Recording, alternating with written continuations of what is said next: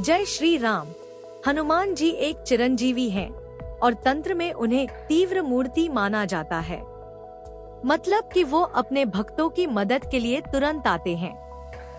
हनुमान जन्मोत्सव हनुमान जी के जन्म का उत्सव है। हनुमान जी हिंदू धर्म के महान देवता है जो अपनी भक्ति शक्ति और वफादारी के लिए जाने जाते हैं। उनका जन्मदिन बहुत ही उत्साह और आनंद के साथ मनाया जाता है। जन्मोत्सव का अर्थ है जन्मदिन का उत्सव, यानी किसी व्यक्ति के जन्मदिन को एक उत्सव के तरह मनाने का दिन। हनुमान जी एक चिरंजीवी है, इसलिए उनका जन्मोत्सव उनके जन्मदिन के रूप में मनाया जाता है और उनकी अमरता को सम्मानित किया जाता है। उनका जन्मोत्सव हर साल मनाया जाता है ताकि उनकी अमरता का स्मरण किया जा सके। हनुमान जन्मोत्सव कैसे मनाया जाता है? हनुमान जन्मोत्सव का सबसे महत्वपूर्ण हिस्सा हनुमान चालीसा श्लोकों का पाठ है। यह चालीसा का पाठ हनुमान जी के गुणों और उनके प्रभु श्री राम के प्रति भक्ति का गुणगान करता है। भक्तों का ये मानना है कि हनुमान चालीसा का उच्चारण करने से शक्ति, हिम्मत और बुराइयों से सुरक्षा मिलती है। इस दिन कई भक्त व्रत भी रखते हैं। हनुमान चालीसा के अलावा भारत भर के कई मंदिरों में इस दिन विशेष पूजा और आरती का आयोजन किया जाता है। हनुमान जी की पूजा मंगलवार के दिन क्यों की जाती है? इसके पीछे है कहानी। प्रभु श्री राम के युद्ध में विजय प्राप्त करने के बाद प्रभु श्री राम ने हनुमान जी को सीता जी को ये खुशखबरी देने के लिए कहा। ये सुनकर सीता जी ने हनुमान जी को संदेश लाने के लिए आशीर्वाद दिया। उन्होंने इस शुभ दिन को मंगलवार घोषित किया जब हनुमान जी की पूजा की जाएगी। हालांकि हनुमान जी कभी भी अपने लिए पूजा स्वीकार नहीं करते, बल्कि इसे प्रभु श्री राम को समर्पित करते हैं।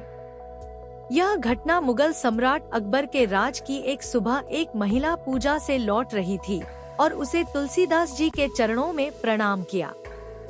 तुलसीदास ने उसे बड़ी खुशी से आशीर्वाद दिया। जैसे ही उसने आशीर्वाद पाया वो जोर से रोने लगी और रोते हुए बोली, मेरे पति अभी हाल ही में गुजर गए हैं और आप प्रभु श्री राम के महान भक्त हैं, कृपया उन्हें जीवित कर दें। तुलसीदास जी यह सब जानकर जरा भी परेशान नहीं हुए और उन्हें अपने आशीर्वाद पर पूरा विश्वास था, क्योंकि उन्हें अच्छी तरह से पता था कि प्रभु श्री राम बुराइयों का नाश करेंगे और उनका आशीर्वाद व्यर्थ नहीं जाएगा। उन्होंने वहां मौजूद सभी लोगों से प्रभु श्री राम का नाम जपने को कहा। सबने वही किया और राम नाम का जाप सुनते ही वो व्यक्ति वापस जीवित हो गया। जब सम्राट अकबर ने इस बारे में सुना तो उन्होंने तुलसीदास को अपने महल में बुलाया और सबके सामने कुछ चमत्कार करने के लिए कहा। ये सब सुनकर तुलसीदास जी ने बिना किसी डर के अकबर से कहा कि वो कोई चमत्कारी संत नहीं है, प्रभु श्री राम के भक्त थे। अब ये सुनकर गुस्सा हो गया और उसने तुरंत सिपाहियों को तुलसीदास को लोहे की जंजीरों में बांधने का आदेश दे दिया। तुलसीदास भी बिना किसी जवाब दिए प्रभु श्री राम का नाम जपते हुए जेल चले गए। उन्होंने जेल में भी अपना विश्वास बनाए रखा और वहां हनुमान चालीसा की रचना की और उसे लगातार 40 दिन तक पाठ किया। 40वें दिन एक चमत्कार हुआ। अकबर के महल पर एक ही वक्त में हजारों बंदरों का हमला हुआ। सभी लोग इस अचानक हुए हमले से हैरान हो गए। अकबर एक समझदार राजा था तो उसे काफी जल्दी इसका कारण पता चल गया और अब उसे भक्ति की महिमा समझ में आ गई। इसी पल उसने तुलसीदास जी को रिहा कर दिया और सम्मान के साथ भेज दिया। हनुमान चालीसा पढ़ने के अनेक फायदे हैं।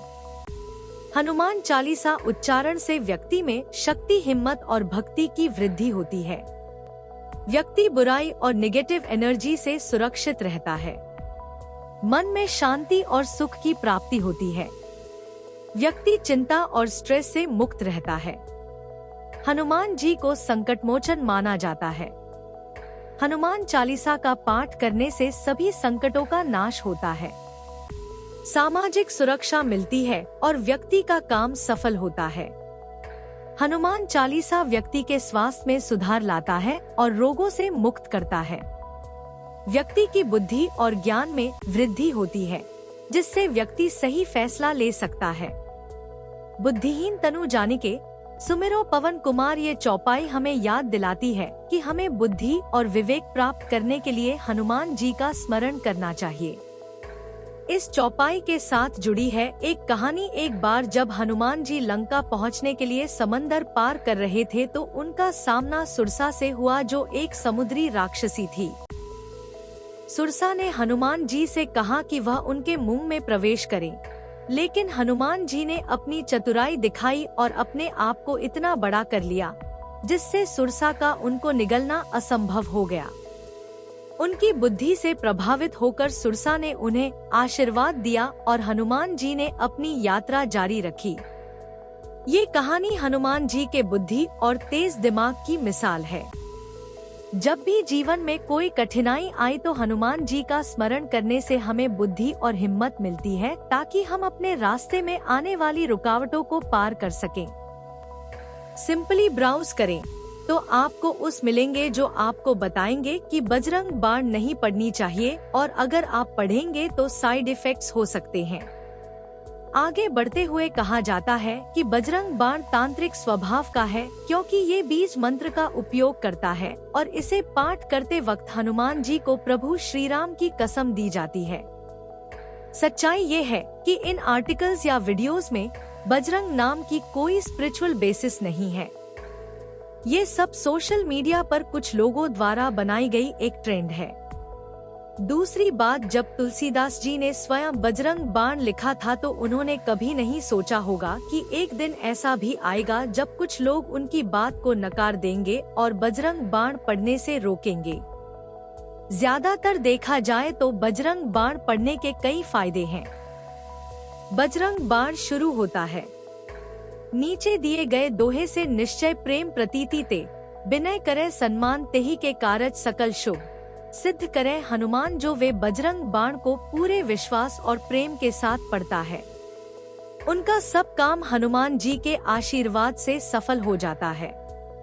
इसलिए सबसे जरूरी है पूरा विश्वास और प्रेम। बजरंग बाण खत्म होता है, नीचे दिए गए दोहे से प्रेम प्रतीति ही कपि भजे, सदा धरे उर ध्यान, तेहि के कारज सकल शुभ, सिद्ध करे हनुमान। जो लोग हनुमान जी का पवित्र नाम विश्वास, भक्ति और प्रेम के साथ जपते हैं और हमेशा अपने दिल में उन्हें याद रखते हैं, उनकी सारी मनोकामना हनुमान जी द्वारा पूरी हो जाती है। पाठ करें, बजरंग बाण की हनुमत रक्षा करे प्राण की। जो लोग बजरंग बाण का पाठ करते हैं, हनुमान जी उनकी जिंदगी भर रक्षा करते हैं। इस बात को समझने की कोशिश करें। बजरंग बाण को नियमित रूप से पढ़ने से पहले उसका मतलब पूरी तरह समझना कितना जरूरी है। क्या आपको लगता है कि अगर बजरंग बाण कुछ गलत होता या उसका कोई गलत प्रभाव होता तो क्या तुलसीदास सच में उसे लिखते? और क्या एक सच्चा राम भक्त किसी को गलत सलाह दे सकता है?